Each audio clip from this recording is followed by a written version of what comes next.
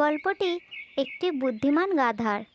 আমরা সকলেই গাধাকে মূর্খ প্রাণী হিসাবে জানি, কিন্তু এই গাধাটি মূর্খ ছিল না, সে অন্যদের মূর্খ বানাতো। সে সবসময়ই খুব আরামে থাকতো আর গাছের কচি পাতা ও ফল খেত। সে তার এলাকায় অন্য কোনো পশুদের থাকতে দিত না। ছোট ছোট পশুরা তার থেকে দূরে থাকতো। একদিন গাধার এলাকায় একজোড়া হরিণ আসে। হরিণ আর হরিণী যখন আশেপাশে সবুজ ঘাস দেখে তখন তাদের জিভে জল এসে যায়। তখন তারা এখানেই বসবাস করার সিদ্ধান্ত নেয়।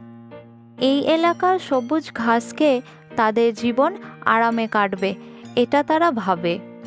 তখন গাধার নজর হরিণ আর হরিণীর ওপর পড়ে। গাধা তাদের এখান থেকে তাড়ানোর কথা ভাবে। সে খুব তাড়াতাড়ি হরিণ আর হরিণীর কাছে পৌঁছে যায় আর বলে, আরে, তোমরা আমার এলাকায় কি করছো? কোথা থেকে আসছো তোমরা? বন্ধু, এখানে সবুজ ঘাস গাছপালা খুবই সুন্দর। এখানে এসে আমরা খুবই খুশি হয়েছি। আরে আরে আরে, তোমরাও এখানকার সৌন্দর্য দেখে ছুটে এসেছো, কিন্তু এটা মহারাজ সিংহের এলাকা। সবুজ ঘাসের লোভে পশুরা এখানে আসে আর সিংহের শিকার হয়ে যায়। তোমাদের দুজনকে দেখে আমার দয়া হচ্ছে। সবুজ ঘাসের লোভে পড়ে তোমরা নিজেদের প্রাণ দিতে চাও? হে ভগবান, এখানে তো প্রাণের ভয় আছে। আমাদের এখানে থাকা ঠিক হবে না। চলো, আমরা অন্য কোথাও চলে যাই। গাধা বুঝতে পারে তার চালাকি কাজ করছে। এমন সময় সত্যি সত্যি সিংহের গর্জন শোনা যায়। হরিণ আর হরিণীর সঙ্গে গাধাও ভয় পেয়ে যায়। সঙ্গে সঙ্গে হরিণ আর হরিণী ঝোপের আড়ালে লুকিয়ে পড়ে। সিংহের আওয়াজ শুনে গাধা বুঝতে পারে সে দ্রুত পালাতে পারবে না, আর যদি কোনো চালাকি না করে তাহলে তার অবস্থা খারাপ হয়ে যাবে। সে আশেপাশে লুকানোর কথা ভাবে, কিন্তু ঠিকমতো জায়গা পায় না। সে ভাবতে ভাবতেই সিংহ তার সামনে এসে যায় আর গাধাকে বলে,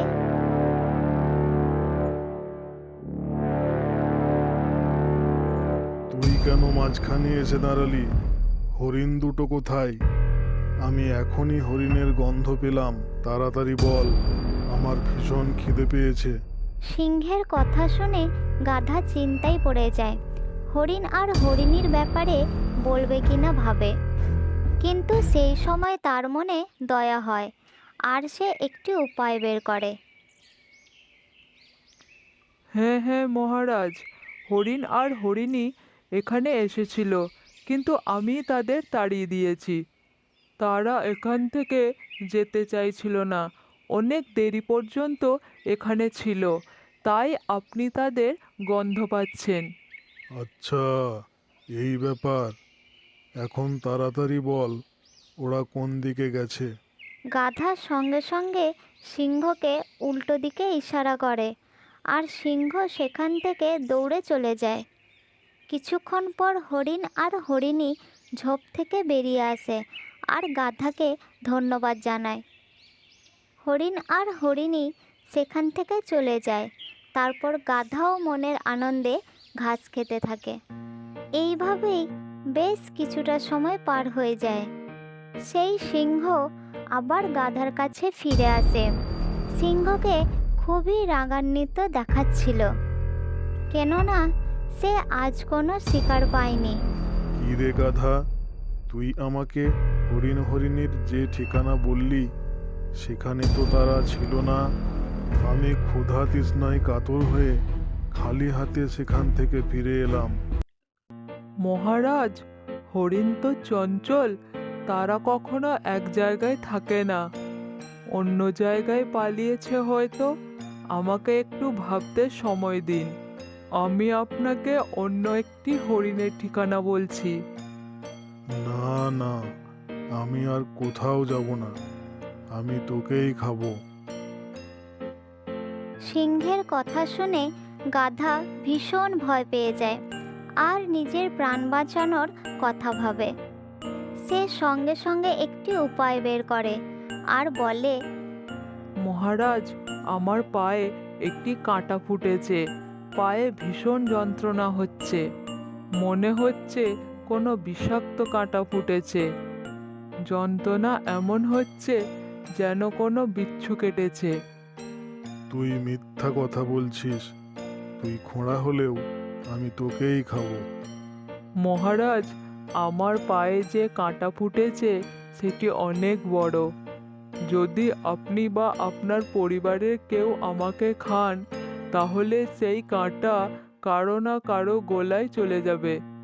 আমি আপনার আহার হতে চাই, কিন্তু প্রথমেই আপনি এই কাঁটাটি বের করে দিন। তারপর মজা করে আমাকে খাবেন। আমি তো আপনার সামনেই আছি।